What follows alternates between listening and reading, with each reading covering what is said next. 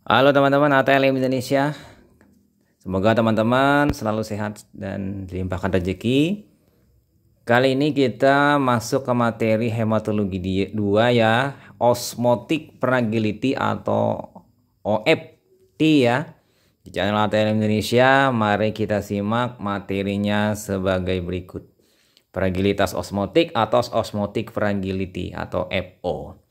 Pemeriksaan fragilitas osmotik adalah pemeriksaan ya teman-teman untuk melihat ketahanan eritrosit terhadap larutan hipotonik bertalian dengan bentuk eritrosit. Pemeriksaan ini bermakna pada bermacam-macam kelainan seperti pada anemia hemolitik, hemoglobin abnormal yang mananya menyebabkan nanti eritrositnya berbentuk seperti bulan sabit atau berbentuk oval bulat ya. Jadi nanti ada yang resisten, ada yang fragil atau mudah pecah. Oke, masih di FO ya. Pemeriksaan resistensi osmotik atau daya tahan osmotik atau osmotic fragility test digunakan untuk membantu dalam menentukan tipe-tipe dari jenis anemia. Jadi nanti anemia hemolitik ya yang terutama nanti yang ditentukan di sini. Nah, kita kembali ke apa itu hemolisis. Hemolisis adalah peristiwa yang terjadi pada kondisi hipotonik. Eritrosit bila tidak mampu menahan tekanan sejumlah air yang masuk, sehingga membran eritrosit pecah dan hemoglobin keluar, mewarnai larutan sekelilingnya sehingga menjadi berwarna merah. Itu ciri dari hemolisis. Nah, terkait dengan itu maka ada dua bagian terhadap FO ya. Terjadi penurunan FO pada kondisi penyakit hati, splenektomi, sickle cell anemia, anemia defisiensi besi, thalassemia, polycythemia vera, keadaan di mana bentuk banyak terdapat bentuk sel target dari eritrosit. Jadi di sini terjadi ini ya mengalami penurunan. Sementara peningkatan fragilitas osmotik itu pada anemia hemolitik dan hereditary spherositosis. Jadi dalam kondisi ini eritrosit mudah pecah. Oke, kita lihat di sini. Lanjut lagi. Nah, faktor utama yang mempengaruhi pemeriksaan fragilitas osmotik itu adalah pertama, bentuk dari eritrosit. Apabila eritrositnya itu bentuknya seperti sel sabit, maka dia lebih tahan. Sementara bentuknya spherosit, dia akan lebih mudah pecah. Nah, permukaan eritrosit berpengaruh ya. Yang kedua di sini artinya ada mungkin gangguan defisiensi pada membrannya, maka mudah pecah. Kemudian volume, eritrosit yang berukuran volume besar itu lebih mudah pecah ketimbang eritrosit yang bervolume kecil. Kemudian yang keempat ya, fungsi dari membran eritrosit. Jadi kalau membrannya berfungsi dengan baik berarti dia mampu menahan pengurangan tekanan ya. Tekanannya sehingga pada kondisi hipotonis dia mampu masih menahan ya masuknya air ke dalam sel.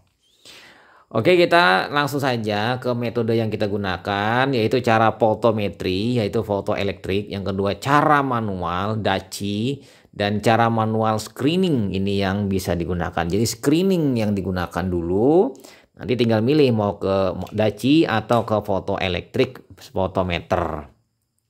Nah, kita mulai dengan fotoelektrik fotometer. Eritrosit bila dimasukkan ke dalam larutan isotonik atau NaCl 1%, air tidak dapat meninggalkan atau tidak dapat masuk ke dalam eritrosit. Tetapi bila dimasukkan ke dalam larutan hipotonik, maka air akan masuk ke dalam sel eritrosit sehingga akan mengembang dan pecah atau hemolisis. Kemudian jumlah hemolisis diukur dengan membaca supernatan secara fotoelektrik dengan panjang gelombang 546 nanometer. Nanti kita ukur kadar hemoglobinnya yang keluar. Nah, untuk tujuannya di sini ya untuk mengetahui apakah benar ada penurunan daya osmotik atau tindakan dari eritrosit yang mengalami hemolisis yang berlebihan. Nah, untuk bahan pemeriksaan kita menggunakan darah vena dengan antikoagulan EDTA. Oke, kita pindah ke alat dan reagensia. Ini seperti pada gambar, alat dan reagensia yang kita siapkan, tabung reaksi pasti, raknya, pipet, darah, dan mikropipet ya. Sebagai berikut, ini ada 11 alat dan reagensia. Speed dan needle untuk pengambilan darah atau tabung vakum ya. Tourniquet, kemudian tabung reaksi, pipet Sahli atau mikropipet, potometer ya, kuvet, kemudian NaCl 1%, Aquades, pipet ukur 5 ml, centrifuge atau dan juga terakhir water bath. Jadi kita memiliki setidaknya ada 11 alat yang kita gunakan. Oke, lanjut ya teman-teman. Setelah itu kita masuk ke cara kerja menggunakan fotoelektrik. Pertama, sediakan tabung reaksi dan isikan ke dalamnya sebagai berikut. Nah, ini adalah tabelnya. Jadi teman-teman menyiapkan sebanyak 14 tabung, kemudian masing-masing diisi dengan NaCl sesuai dengan dapat urutan tabel dan Aquades. Maka apabila dicampur keduanya, diperkirakan konsentrasinya yang tepat adalah 1% untuk tabung 1, tabung 2 0,85, 0,75, 0,65, 0,60, 0,55, 0,50, 0,45, 0,40, 0,35, 0,30, 0,20, dan 0,1 hingga 0%. Jadi diharapkan nanti yang di awal-awal itu tidak terjadi hemolisis. Kemudian nanti di pertengahan itu mungkin ada reaksi hemolisis dan di akhir itu pasti terjadi hemolisis sempurna. Jadi nanti kita melihat ada hemolisis permulaan dan hemolisis sempurna. Nah, setelah sudah siap tabung tadi, masing-masing tabung tambahkan 2 mikroliter darah dan campur. Jadi darahnya di sini ditambahkan secara kuantitatif karena menggunakan mikropipet atau pipet Sahli. Inkubasi pada water bath suhu 37 derajat Celcius selama 30 menit ya. Inkubasi water bath suhu 37 derajat Celcius selama 30 menit. Masing-masing tabung tadi dicampur lagi dan sentrifuge selama 5 menit pada 2000 rpm. Lalu dilihat tabung yang menunjukkan tidak hemolisis. Diambil misalnya tabung pertama. Mulai hemolisis itu yang mulai agak kekuning-kuningan, kuning merah, dan hemolisis sempurna atau lengkap itu yang memang hemolisisnya tidak ada meninggalkan supernatan. Kalau yang kekuningan itu pasti ada supernatannya. Nah, pisahkan yang tabung tadi 3 buah tadi dan supernatannya dari endapan dan dibaca optical density pada spektrofotometer dengan panjang gelombang 5, 4, 6 nanometer terhadap supernatan tabung pertama. Jadi kita sudah siapkan ya. Nah, untuk hasil pengamatan ini contohnya saja ya. Kita bisa melihat di sini. Pastinya yang kita lihat adalah pertama tidak hemolisis. Itu adalah supernatan jernih. Sel eritrosit tidak pecah mengendap di dasar tabung. Sementara yang kedua hemolisis permulaan adalah tabung mulai kuning. Kemerahan pada supernatan di dasar tabung masih ada sel eritrosit. Sementara yang ketiga hemolisis lengkap atau sempurna, tabung merah dan jernih tidak ada endapan eritrosit. Jadi itu ya. Jadi di sini ada tidak hemolisis yang kita ukur, hemolisis permulaan dan hemolisis lengkap. Yang tidak hemolisis ini adalah tabung pertama nanti yang kita gunakan. Oke, kita lihat lagi langsung saja di hasil pengamatan pemeriksaan. Ini perkiraannya ya, kita bisa melihat gambarannya secara ini ya, secara langsung ini ada yang tidak hemolisis, ada yang hemolisis lengkap. Jadi kita nanti mungkin perkiraannya di konsentrasi berapa yang mulai hemolisis dan hemolisis lengkap. Nah, untuk perhitungan, rumus perhitungan kita bisa melihat di sini persen hemolisis OD supernatan dibagi OT supernatan tabung 1 dikali 100%. Nah, untuk nilai normalnya ini adalah seperti ini. Apabila 0,3% itu hemolisisnya harus lengkap ya NaCl, jadi 97 sampai 100%. Apabila 0,4 itu 50 sampai 90%. Jadi ada yang tersisa sedikit ya. Apabila 0,45 itu 5 sampai 45%. Berarti hemolisisnya mulai ya. Dan 0,55 itu tidak boleh ada hemolisis. Jadi sini nilai normalnya seperti ini ya. Nah, untuk kita melihat di grafiknya seperti ini. Jadi persen hemolisis itu terkait dengan konsentrasi. Jadi konsentrasinya di sekitar 0,4 ya, 0,4 yang perkiraan hemolisis ya. Jadi kalau sudah di bawah 0,4 itu sudah hemolisisnya sudah sempurna ya. Nah, untuk melihat lagi kita bisa lihat di sini tipikal grafik ya untuk hemolisis eritrosit. Jadi nanti ada secara tipikal ini berarti tipe-tipenya ya ada 3. Kemungkinan pertama adalah spherocyte herediter, itu adalah hemolisisnya lebih awal. Sementara berada di 0,5 itu adalah yang normalnya. Dan apabila lebih tahan berarti itu kemungkinan thalassemia mayor dan anemia sickle cell. Dia lebih tahan terhadap NaCl yang lebih rendah. Oke, kita pindah ya teman-teman ke metode Dacchi. Prinsipnya sebagai berikut. Eritrosit bila dimasukkan ke dalam larutan isotonis NaCl, air tidak dapat meninggalkan atau masuk ke dalam eritrosit. Akan tetapi bila dimasukkan ke dalam larutan hipotonis, maka air akan masuk ke dalam sel sehingga sel akan mengambang dan pecah. Diamati secara visual. Nah, untuk tujuan untuk mengetahui apakah benar ada penurunan daya tahan osmotik atau tindakan-tindakan dari eritrosit yang mengalami hemolisis yang berlebihan. Jadi mirip-mirip saja ya dengan fotoelektrik, cuma bedanya nanti di cara kerjanya. Fotoelektrik penggunaannya dengan menggunakan fotometer, penggunaannya kalau ini visual. Nah, untuk alat-alat reagensia, jadi bisa lihat teman-teman di sini sama ya seperti yang tadi, speed needle, pipet ukur, tourniquet, centrifuge, tabung reaksi, pipet tetes. Nah, pipet tetes ini mengganti dari pipet mikropipet atau pipet Sahli. Sementara ya teman-teman untuk bahan pemeriksaan menggunakan darah vena dengan anticoagulan EDTA. Untuk cara kerja kita bisa lihat di sini. Sediakan 10 buah tabung reaksi dan isikan ke dalamnya sebagai berikut. Jadi ini hanya menggunakan 10 buah tabung. Jadi 10 kemudian NaCl-nya diisikan pada tabung pertama 1,2, kemudian 1,1, 1,0. Jadi berurutan ya sampai 0,3 ml. Sementara aquadesnya terbalik, aquadesnya dari 0,6, 0,7, 0,8 hingga 1,5. Jadi pada tabung 10. Maka dengan demikian maka diketahui konsentrasi masing-masing tergantung dari aquadesnya. Apabila aquadesnya 0,6 berarti 0,6%. Ya kan?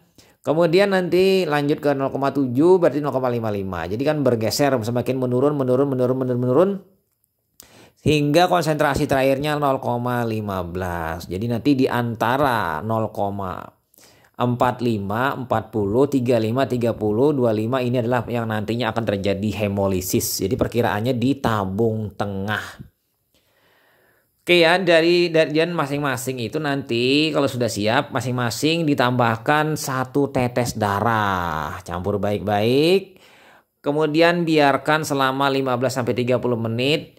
Centrifuge 2000 rpm selama 5 menit. Lalu periksa hasilnya secara visual di mana terjadi permulaan hemolisis dan hemolisis lengkap.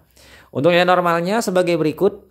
Apabila permulaan hemolisis konsentrasinya idealnya di sekitar 0,42 plus minus 0,02. Berarti kan 42 ditambah 0,02 atau dikurang 0,2. Jadi ranknya berada 0,40 sampai dengan 0,44. Sementara hemolisis sempurna sama juga. Jadi di sini 0,32 plus minus 0,02%. Jadi plus minus ya atas bawah. Oke, kita pindah lagi masuk ke metode visual yang screening. Eritrosit bila dimasukkan ke dalam larutan isotonis NaCl, air tidak dapat meninggalkan atau masuk ke dalam eritrosit. Akan tetapi bila dimasukkan dalam larutan hipotonis, maka air akan masuk ke dalam sel sehingga sel akan mengembang dan pecah, diamati secara visual. Nah, tujuannya sama juga, yaitu untuk mengetahui apakah benar ada penurunan daya tahan osmotik atau tindakan dari eritrosit-eritrosit yang mengalami hemolisis yang berlebihan. Untuk alat hampir sama dengan metode Dacchi, ya kan, hampir sama saja. Dan juga di sini untuk spesimennya juga menggunakan sama juga darah pena dengan antikoagulan EDTA. Nah, cara kerjanya sebagai berikut. Jadi sediakan 10 buah tabung reaksi dan isikan ke dalamnya sebagai berikut. Jadi NaCl-nya 6,4 ml, kemudian 6,0 sampai dengan konsentrasi terendahnya itu 2,8 ml. Sementara Aquadesnya 3,6 ml, kemudian 4,0 sampai dengan 7,2 ml. Nanti di sini akan terjadi pergeseran konsentrasi, kita melihat di NaCl. Jadi 0,64, 0,60, 0,56, 0,52 hingga 0,28. Diperkirakan di pertengahan nanti akan terjadi proses hemolisis. Oke, lanjut kita ke prosedur nomor 2. Diambil larutan pengencer di atas tiap tabung 2 ml ya. Diambil 2 ml. Pada tiap tabung tersebut tambahkan 1 tetes bahan pemeriksaan. Jadi apabila darah dari pasien anemia 2 tetes. Ya kan ya, seperti itu ya. Jadi tambahkan setetes atau 2 tetes. Didiamkan pada suhu kamar selama 2 jam atau lebih sehingga eritrosit mengendap. Lalu periksa hasilnya secara visual di mana terjadi permulaan hemolisis dan hemolisis sempurna. Untuk nilai normal sama dengan metode Dacchi, tapi ini hanya sebagai screeningnya untuk melihat adanya kelainan pada eritrosit. Kalau memang ada, nanti akan dilanjutkan ke cara Dacchi atau cara fotoelektrik. Nah, sebagai catatan dalam pembahasan kali ini yaitu yang pertama, dalam melakukan pemeriksaan fragilitas osmotik perlu dikerjakan pemeriksaan kontrol darah normal. Jadi cari pasien yang darahnya normal atau memang kalau kita normal jadi pakai darah kita.